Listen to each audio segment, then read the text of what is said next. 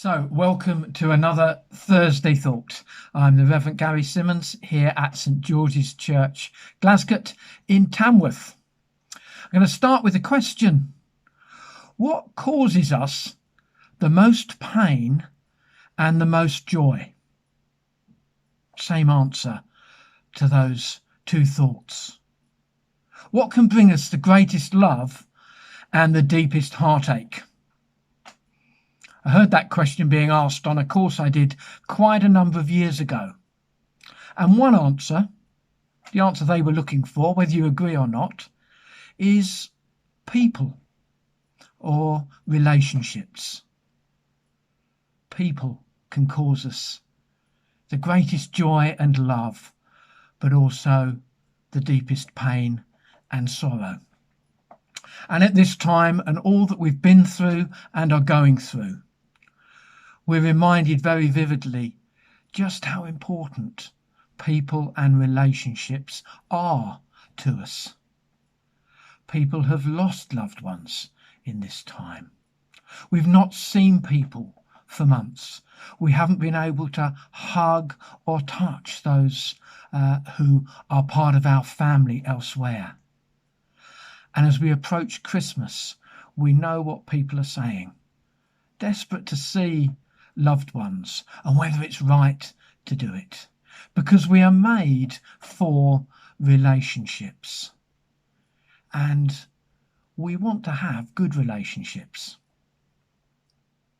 Sometimes as a vicar, when I'm taking a wedding, I do a short little wedding sermon that's entitled The Three Most Important Words for a Relationship. Again, whether you agree with me or not. And initially I'll say, we might think they are, I love you. Saying to somebody, I love you, which is really important. And we do need to say it to people we love. But I go on to suggest, perhaps, the three most important words that keep a relationship together, not just a marriage, but in our friendships, in our lives, in our families, might be these. I am sorry. With the response, I forgive you. I am sorry and I forgive you are words that can help restore relationships, friendships, when perhaps they've fallen apart a bit. And thinking about forgiveness as key to healthy relationships, it's a huge and emotional subject. It plays its part in reconciliation, but it can be very powerful, but often easier to admire than to practice. Most of Jesus' teaching into this subject is linked to those day-to-day life and experiences that we all pass through. I'm not particularly wanting to speak into the really deep and traumatic issues that can affect people. And forgiveness is a lifelong process. But for our daily lives, linked to that prayer that Jesus encouraged his disciples in, which has this line, forgive us our sins as we forgive those who sin against us. Forgiveness. It's not saying it didn't matter or didn't hurt. Forgiveness is not dismissing the need for restitution where appropriate. Forgiveness is not denying that actions had consequences.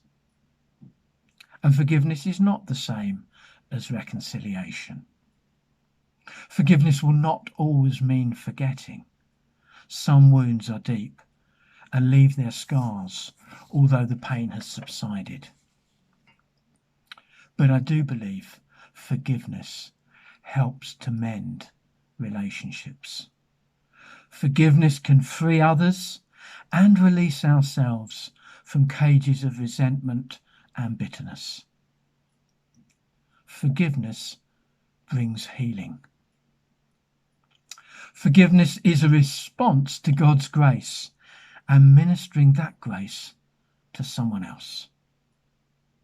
Forgiveness isn't easy, but it is necessary.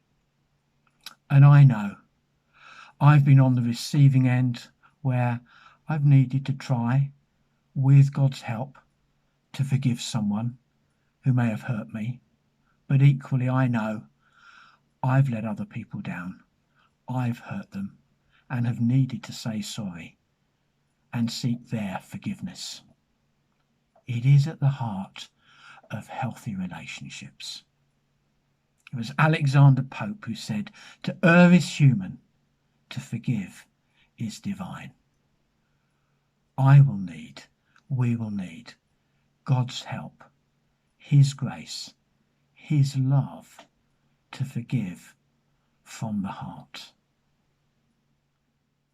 So, the three most important words: let's be prepared to say, "I am sorry," and also, "I forgive you," with God's help.